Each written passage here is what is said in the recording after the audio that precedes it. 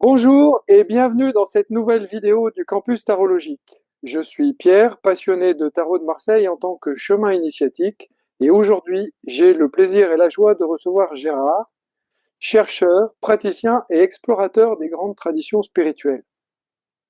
Ensemble, nous allons voir comment le tarot peut devenir un outil de transformation profonde, au-delà de la voyance, au-delà de la prédiction, et comme un véritable langage de l'âme. Cette rencontre s'inscrit dans le cadre de notre conférence du 16 avril à 20 heures, où Gérard nous fera découvrir comment les 22 arcanes majeures sont autant de clés organisées selon un parcours en 7 étapes.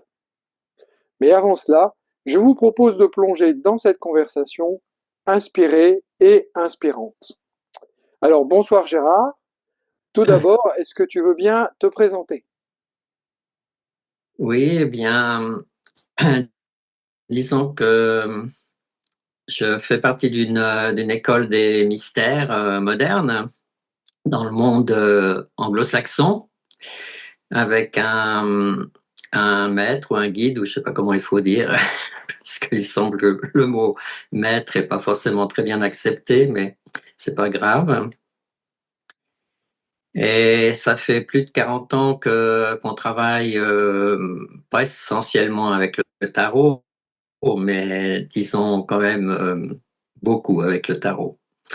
Donc, on, on donne des cours, on suit des cours, on suit des retraites spirituelles. Ça se passe parfois dans l'hémisphère sud, parfois dans l'hémisphère nord, avec un relativement petit groupe de personnes parce que ce travail est quand même très demandant, et puis c'est pas forcément tout le monde est prêt à s'investir totalement, on va dire. D'accord. Gérard, tu dis que ce que l'on contemple, on le devient. En quoi les images du tarot ont-elles ce pouvoir de transformation intérieure? Oui, alors ça c'est vraiment la base c'est la base du tarot, les images, comme on le sait par la publicité par exemple, ont le pouvoir d'affecter notre subconscient. Si on regarde tout le temps la même image, ça va avoir une influence sur le subconscient. D'où l'importance de regarder les bonnes images, évidemment. Et ce que les maîtres du tarot avaient découvert, c'est que on peut effectivement organiser ces images de façon symbolique, avec les bonnes couleurs, hein, avec même parfois des sons, euh, et les bons archétypes, hein, qui vont permettre de reconstruire notre subconscient, enlever les fausses idées qu'on a bien pu y mettre, parce qu'il faut savoir que tout ce qu'on met dans notre subconscient finit par apparaître, hein, sur le conscient, donc même se matérialiser parfois. Parfois à notre dépens aussi, mais si on peut en faire quelque chose de positif, évidemment, c'est hautement transformateur. Alors, Donc voilà, ce que l'on contemple, on le devient. Oui. tu fais le lien aussi entre le tarot et les traditions spirituelles anciennes, notamment égyptiennes, grecques ou mésopotamiennes. Quel héritage ces civilisations ont-elles laissé sur la structure et l'esprit du tarot pour toi? Ben, les religions anciennes ou les mouvements spirituels anciens, ou les anciens, on va dire, avaient découvert l'importance justement des images, ou des représentations des dieux et des déesses.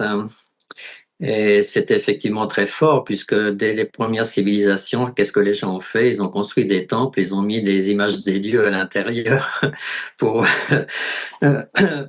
pour les protéger, pour les guérir, etc.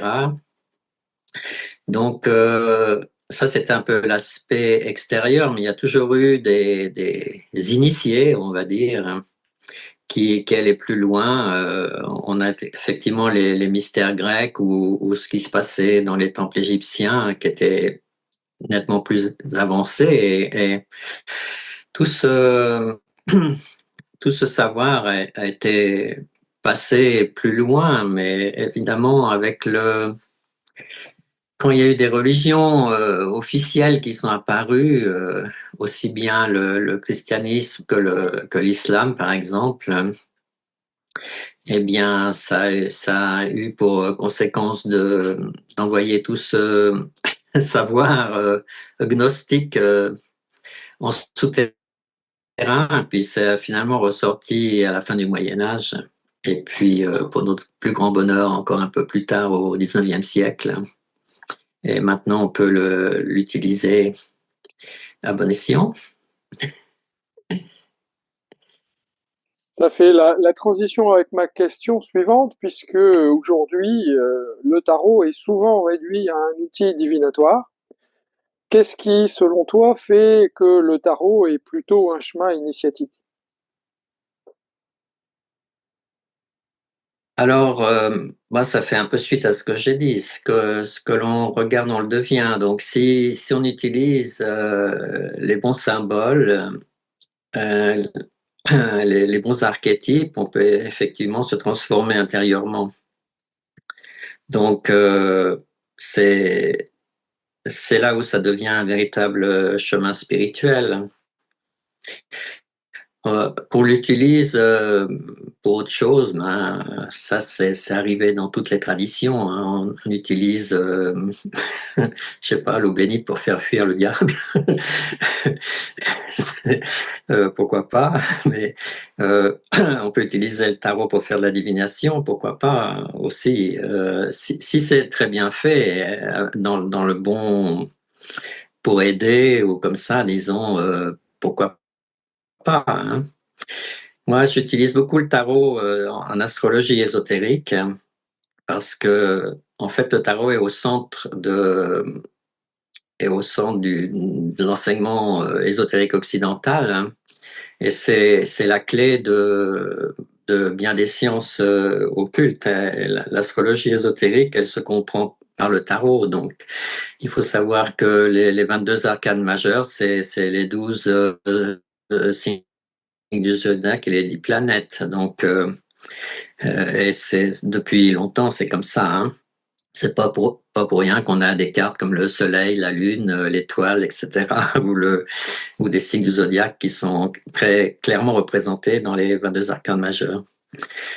Donc, on voit très bien qu'on peut se transformer grâce à ces images en méditant dessus, en les associant aussi à l'alphabet hébreu. On peut épeler avec des images les noms divins comme Yehovah ou Elohim ou bien d'autres choses, hein, puisque les 22 arcanes majeurs, c'est aussi les 22 lettres de l'alphabet hébreu. Donc, ça pose aucun problème.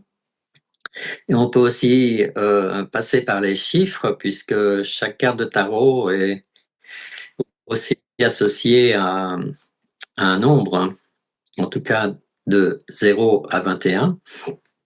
Mais chaque arcane a aussi une valeur numérique. Donc on peut aussi aller très loin et utiliser, interpréter des chiffres, comme par exemple les aspects en astrologie, ils font, je sais pas, 180 degrés par exemple.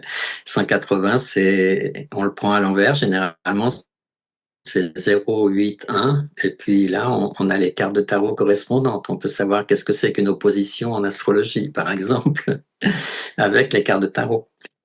Voilà, juste quelques exemples. Alors, sans entrer dans le contenu de la conférence que tu vas nous proposer le 16 avril prochain, tu parles d'un parcours initiatique en 7 étapes à travers les arcanes majeures. Comment cette structure peut-elle aider chacun d'entre nous à se situer sur notre chemin de conscience? Alors oui, justement, c'est le but de ces 7 étapes, d'essayer de se situer. Mais il faut bien voir que on peut voir ça comme une continuité ou une marche allant de A à Z. Euh, mais en fait, on peut aussi justement par les cartes de tarot, en méditant dessus, on peut aussi se brancher sur une étape ou une autre pour améliorer notre compréhension de cette étape. Donc, c'est pas comme s'il faut passer par l'étape 1 pour aller à la 2 et de la 2 pour aller à la 3. S'il y a aussi ça, évidemment. Et c'est un peu comme ça que je vais le présenter parce que c'est plus logique ou plus simple. Mais en fait, la beauté du tarot, c'est qu'on peut aussi prendre n'importe quelle de ces étapes, prendre les 3 cartes de tarot qui correspondent et essayer de méditer dessus. Les cartes du tarot ne sont pas de simples illustrations, tu nous l'as bien expliqué déjà depuis le début de cet entretien. Quel rôle jouent pour toi les symboles, les couleurs, les chiffres dans l'action de transformation du tarot? Et comment tout cela résonne-t-il avec d'autres systèmes comme la Kabbale ou l'astrologie dont tu parlais tout à l'heure? Bon, alors, la Kabbale, l'astrologie ésotérique, le tarot, c'est une seule science ésotérique occidentale, donc il y a pas de séparation. Et le but, en fait, c'est de voir tout ça comme un tout. Donc, c'est pas de séparer les choses, mais c'est plutôt de les réunir en, en une seule compréhension. Euh, Après, si on travaille avec le tarot, si on le fait systématiquement et longtemps, après, on peut l'utiliser dans des circonstances bien précises, hein. Moi, ça m'est souvent arrivé dans des rencontres ou des situations difficiles de visualiser une carte de tarot et d'avoir un effet immédiat. Donc, ce qui est intéressant, c'est pas seulement tout ce qu'on peut dire sur le tarot, mais c'est ce qu'on peut faire avec le tarot et éventuellement être avec le tarot, puisque à la fin, ce qu'on recherche, c'est plutôt l'être que le devenir, ou en tout cas essayer d'équilibrer les deux de façon intelligente et harmonieuse. Alors, justement, tu parles de transformation profonde chez des personnes accompagnées et avec ou par le tarot. Est-ce que tu accepterais de nous partager un exemple, si tu penses à quelqu'un, de cette pratique ou un exemple qui montre comment cette pratique peut éveiller quelqu'un, Euh, sans nommer la personne, bien entendu. euh, ouais, ça c'est un peu plus difficile, juste comme ça là. Euh, je me souviens que dans mon travail de professeur d'université et étant devenu vice-doyen de la faculté, j'étais confronté à devoir rencontrer des étudiants difficiles. Et, et parfois, ils venaient avec leurs parents même, bien que c'était des étudiants d'un certain âge. Et il y avait une étudiante iranienne qui est venue avec son père, et il se trouve que moi j'ai fait ma thèse en Iran aussi. Donc, je pouvais parler un petit peu de persan, mais j'ai tout de suite vu que la situation elle est très, très, très tendue. Alors, je me suis mis dans l'arcane 7 du chariot de Dieu et, et la situation a complètement changé, c'est-à-dire que l'étudiante qui était très agressive, soudain, elle est devenue beaucoup moins. Son père a réalisé que je connaissais assez bien l'Iran et les Iraniens, que je les aimais bien. Et soudain, la situation a complètement changé. Et finalement, le papa est venu assister à une réunion où on faisait des chants en arabe, des chants soufis. Donc, juste pour dire comment une situation professionnelle difficile s'est transformée en ayant quelqu'un qui est venu participer à une soirée soufie. Très très bel exemple Voilà, d'utilisation du tarot, mais je te remercie. alors c'est assez spécial, mais c'était miraculeux, je dirais. Mais ça illustre bien la manière dont on peut utiliser les arcanes dans notre vie de tous les jours, en tout cas. Alors, tu vas Oui. intervenir le 16 avril à 20 heures lors d'une conférence pour le campus tarologique qui est intitulée Le tarot comme chemin initiatique et outil de transformation.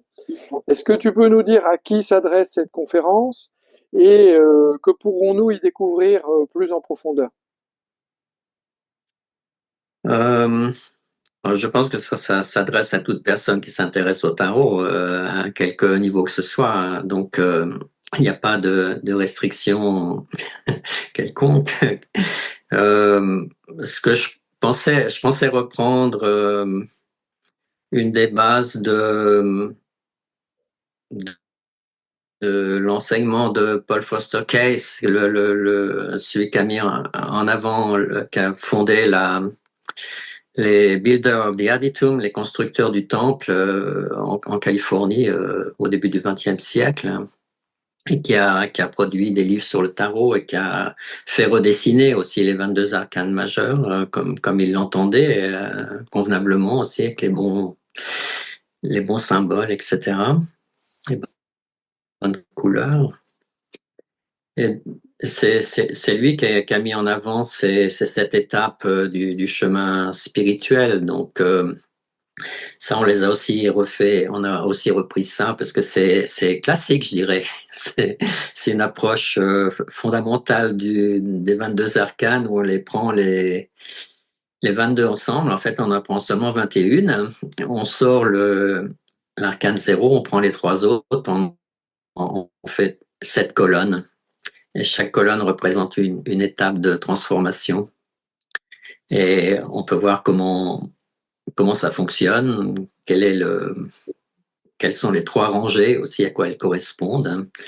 La rangée du haut, c'est les principes de base. La rangée du milieu, c'est les outils. Puis la rangée du bas, ben, c'est l'accomplissement de ce qu'on recherche. Et voilà, donc l'accomplissement, il va de l'arcane 15 à l'arcane 21. Ok, on verra ça plus en profondeur donc le 16. Pour Oui. terminer, si tu devais résumer l'essence du tarot en une seule phrase, pour quelqu'un qui cherche à se reconnaître lui-même, que dirais-tu? Euh, je dirais que c'est excessivement parlant à l'esprit occidental, hein, parce que et je dis ça en connaissance de cause parce que j'ai fait aussi beaucoup de choses avec l'enseignement oriental avec notre guide. Donc, c'est pas comme si je l'avais pas fait puis que je critiquais les autres, non? Au contraire, mais on voit avec les gens qui participent aussi à nos retraites ou comme ça, on voit que c'est directement parlant à l'esprit occidental parce que les archétypes ont été faits dans un esprit occidental qui correspond à ce que l'on a au plus profond nous-mêmes en tant qu'archétype. Et les archétypes, ils ont été redécouverts par la psychoanalyse moderne. Il ne faut pas oublier que Jung les a remis en avant, mais il les a redécouverts, il les a pas inventés. Donc voilà. Merci beaucoup Gérard pour ta clarté, la profondeur et la simplicité avec laquelle tu nous as partagé ta vision du tarot. Alors à vous qui regardez cette vidéo, si le tarot vous appelle non pas comme un jeu, mais plutôt comme un guide, de voir comme un chemin spirituel, si vous sentez que quelque chose en vous cherche à s'aligner, à se transformer, eh bien je vous donne rendez-vous le 16 avril avec Gérard pour donc cette conférence sur les 7 étapes de la progression spirituelle. Vous trouverez le lien d'inscription dans la description de la vidéo. Et d'ici là, prenez soin de votre chemin, de vos symboles et de cette voix intérieure qui murmure à votre oreille entre deux arcanes. À bientôt!